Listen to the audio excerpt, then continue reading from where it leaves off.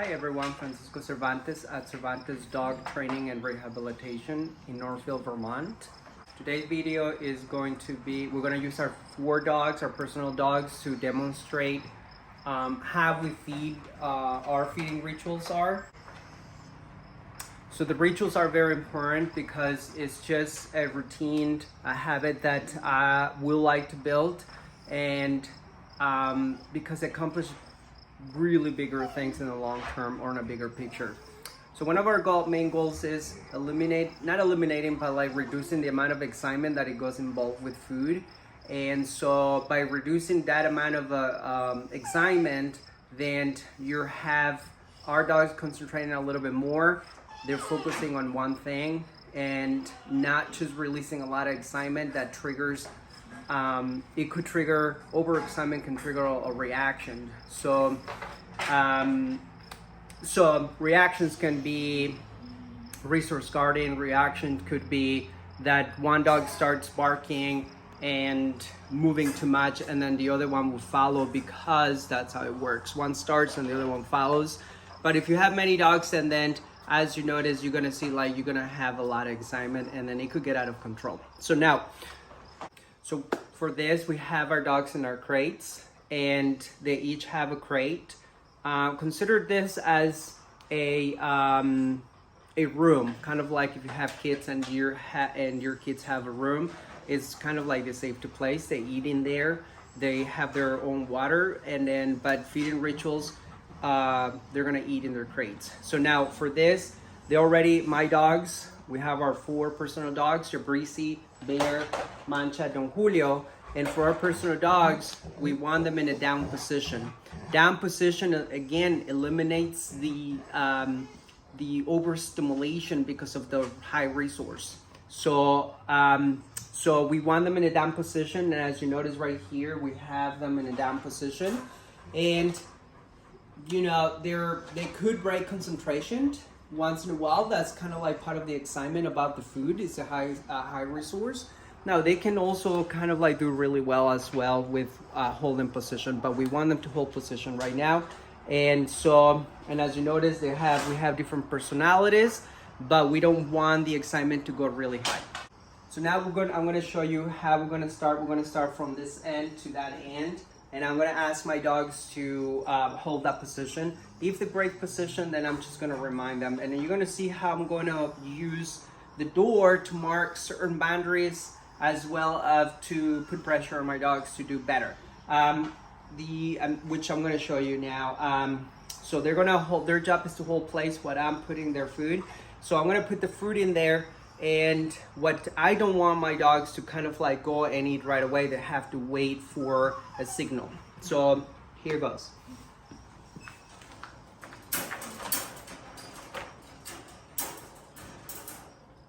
So right here, so me going down sometimes can create a little bit of like the opposite reaction that you want to see, but I'm not doing much. As you notice, he's kind of like, just this posture right here can create a little bit of like instigation. It could create a little bit of excitement, but so the latches are off, and so I'm just going to use the door, like I said, to remind my dog that I want them to fix.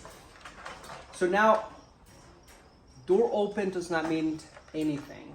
Door open just means I want to be able to have the space to do something without feeling the pressure of my dog coming really fast, or if my dog is really pushy. So right here, I just want them to wait. So door open doesn't mean anything. And so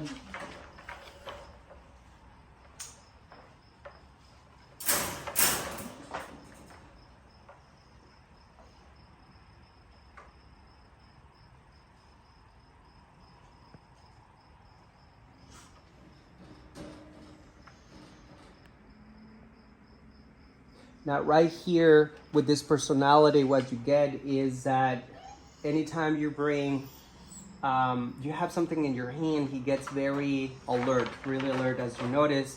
As I'm doing this, but then we have our phone, recording, he gets very alert about what's going on. So now he's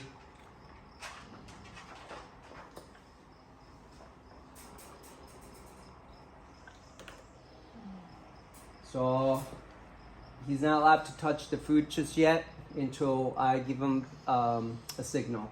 So the signal right here is the eye contact. He has to give me eye contact, and he has to wait for the magic word. In this situation, is going to be okay. So I'm gonna wait for the eye contact, and I can decide how long I want for him to hold the eye contact. And what I want him to practice is just to wait and to ignore what's happening on the other side. As you notice, they already ate, but right here he's just kind of like nosy about the food, and he just has to concentrate on one thing, and that is, if he wants to eat, he has to wait for that signal. Okay. So one thing really quick, he is very sensitive when it comes to food. And so if you notice, when I said okay, a different dog might get different personality, might, as soon as you say okay, they might start eating right away. He is very cautious, but all I'm asking is do the steps until like this. When I give you the magic word, then you're good. So if he doesn't eat right away, then that's okay. Usually when I close the door right here, he likes to wait a little bit until I close this, and then he starts eating. That could happen, or depending on the temperament of your dog, but right here, he did all of the steps. So moving on to the next thing, to the next dog, right here, this is Bear. So I'm gonna do the next steps right here. So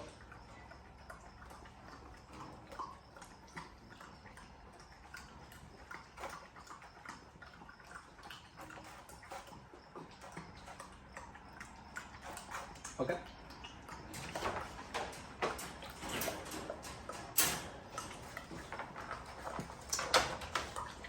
Down. Now, Bear right here, he sometimes down. Depending on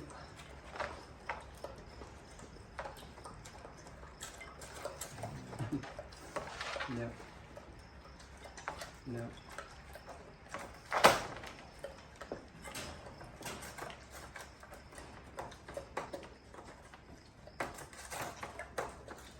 Okay.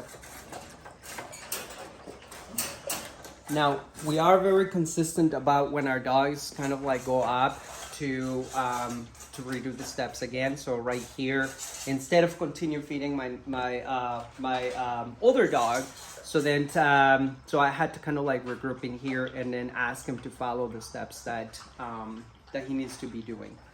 If you notice as well that I was grabbing the ball and I was moving in and out. So what you're seeing in that is the ritual of putting the ball in, and my dog starting to move either move forward to eat, or in his situation is move up, breaking concentration. Then I'm gonna remove the ball, so then my dog can fix himself, and then I'll introduce it again. So when I introduce again, and then he kind of like goes up, in this situation there, he goes up, then I'm gonna remove it again. So I'll do it as soon as I see movement. So then I remove the ball. So then I'll put it back. So then once my dog, to reward the posture that I wanna see, which is the down. So now we're going right here with Mancha.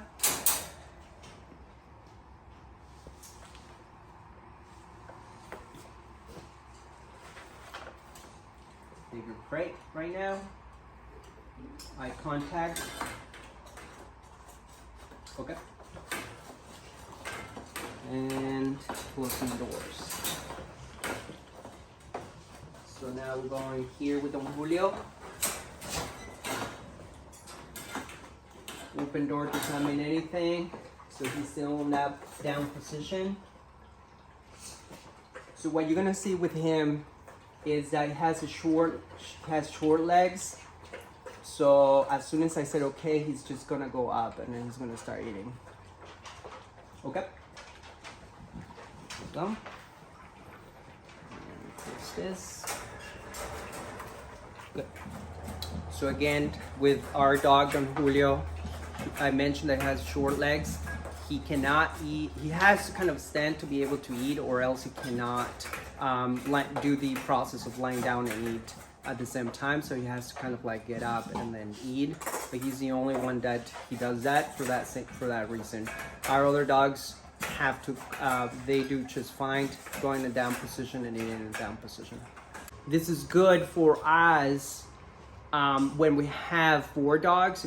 If this could also work for you if you have a pack of dogs, or if you are into fostering dogs and you have more than 1 dog. Well, safety means that our dogs are not threatened by older dogs coming. So safety is very important, and then we want to avoid any conflict as much as possible.